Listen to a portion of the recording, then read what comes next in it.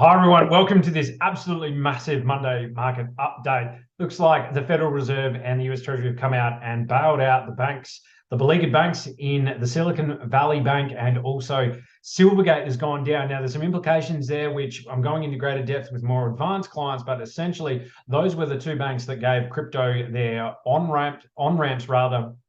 There's only a few choke points in the US system that allowed transfers from bank accounts to exchanges back and forth. And those are under heavy, heavy pressure. Now, I come under this understanding that there are other avenues for banks in the US to allow these types of transfers. I'm still working on that. It's not the end of the world in the US. There's still other options. But right now, that is just a crazy, crazy angle that's coming at crypto that you couldn't foresee, that those banks are just going to go under. And you do have to wonder, is there something nefarious that's happened there? I'm more of the opinion that no, this is just a very unlikely coincidence with the banking system under stress. These smaller banks got way out over their skis during the crypto craze, and they took on a lot of risk, couldn't manage treasuries properly, and it all goes from there. But in any case, what we're seeing this morning is a relief bounce. There was a lot of trepidation, a lot of uncertainty over the weekend, a lot of fear, thinking we're going back to new lows, but it just didn't eventuate because the overriding sentiment was that these were systemically important banks. I mean, the Silicon Valley Trust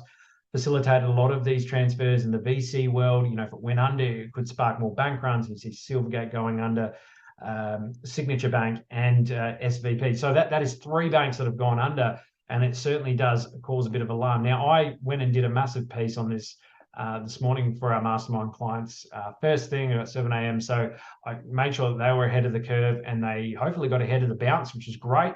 But just giving the broad overview of what's going on now. If you aren't a client, if you're not in the graduates group and the VIP group, I'll make sure to repost this in the free group, Bitcoin and cryptocurrency investing group, because it is important to read. It's kind of the level of insight that we do provide. And I'll just click on here. You can have a look. And I'm really painting the positive case here because we really have to think now that we've gone through a deflationary bust in 2020. We've gone through an aggressive Fed tightening. Bear market in equities, bear market in crypto. There's also been, war in Ukraine. There's been so many macro negative drivers that really should have thrown this market, if it was not going to be here for the long term, it should have thrown it to zero by now, but it is not. It is still standing, and it is stronger than ever. Bitcoin is solidifying itself, or trying to at least, above 20,000. It's now 22,000 this morning, so it's rebounded heavily with the Federal Reserve and the Treasury coming out and saying they're going to backstop everything. That essentially means they're turning on the money printers at a very, very high level. You can pause here and read this if you want. Maybe that's a better option instead of me reposting it. But just go there. I'm explaining why and why we're going to get a bounce, why we should see a bounce, and why this is a really positive sign for the rest of 2023 and the implications on why the Fed is stuck and they're about to turn on the money print. So, Dino, if you're watching this, I might just tag you. You can pause this, read it, but essentially they have to turn the money printers on. That is how structurally the system is built, and raising interest rates at the aggressive pace that they have, the fastest in history, it reaches a terminal point where, again, these banks were okay, but the reason why they're failing is because they own too many US treasuries. And the problem with the Fed jacking up rates as far as they have, the yields on these bonds are going through the roof, meaning the actual value of the bond is going lower. So these banks, and if there's a bank run, all these depositors wanting to take their money out, the banks suddenly have to sell all these bonds they have already at a massive loss because of the rate rises that the Fed's doing. So that's how they're really going under, is they've got a massive black hole on their balance sheet because everyone wants their money back, but the banks actually have to sell, they thought, really secure collateral, which kind of still is, but the collateral's at a massive loss because the Fed is raising rates like crazy, and the market's just been rolling higher in terms of yields. That is a really high level look at it, and it's what I'm saying. So that is why the Fed cannot keep going. And what's happening now, they were always going to go until something broke. We saw the British bond market almost break, last year with the pension funds. And this is now a break in the US banking system. I think this is the end of the aggressive US rate hiking cycle based on a multitude of factors, but that is a very obvious visual, optic, politically very unfavorable situation for everyone. and they're going to have to act, and have come out this morning, and they seem to have acted. All right, let's get into Bitcoin, because what we have seen is a pretty tremendous rally from those pretty fearful lows. This could also be on a massive short squeeze as well. I looked at the funding rates.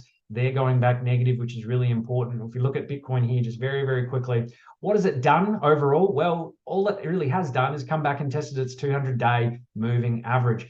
Now, if you go out to the weekly, this is forming a hammer. So if we just quickly go out to the week, this looks really, really positive for Bitcoin to, look at that. Look at that massive rally. And it's just closed. So we've closed above all these support levels. Resistance got right back above. We could have been looking really ugly if we closed down in this area here. But this inverse head and shoulders type pattern is really taking shape. And this could be the right shoulder here before we now move up higher and again retest the 200-week moving average. Because if this situation couldn't throw crypto back to new lows, what is going to? The only thing that concerns me is that liquidity of those banks in the US. So it's something we have to maintain. But then again, the US is just one jurisdiction. Yes, there are massive capital inflows coming from the US, but Asia, Middle East, it's all happening there as well. And they all want to get off the US dollar, and they're watching things going right now and wondering, gee, how can I hedge myself? Because US treasuries are still the collateral asset of the global economy as well. So keep that in mind. The hammer here closed above all these fib levels. Lovely. Closed above here. So this will be a very interesting week. That is for sure. Yep, daily close. Everything looks really, really good here. Just bounce out of this key level. I'm actually thinking that in this short term, we're going to just see a little bit of pullback here. I'm looking at something like MATIC as well. Had a tremendous run out of that lower range. And I'll just delete this because this is on the 30-minute. Just wanted to show you the real pulse up that these cryptos have had. And they could absolutely blast up higher for continuation. I'm just a little concerned up here at a very key resistance level on most of these coins now. After running the entire range, it should find some heat up in these levels. So I think you will get entries, but the market is in a really frothy state right now because essentially we've been told that the money printers are coming back on. So this could really fire. We look at also Ethereum here, just wanted to quickly touch on because look, it's just similar dynamics. It's bounced just perfectly off these huge resistance levels. That's the 200 there, bounced straight up. We're almost back into that damn channel, that damn flag that hasn't broken up higher for a very long time, but this absolutely could be setting up that way. All right, guys, I'm going to leave you with that. Have a great day. Any questions, of course, post them in the groups. Enjoy, take it from there, and have a great week. Let's hope we rally. All right, see you guys. Bye.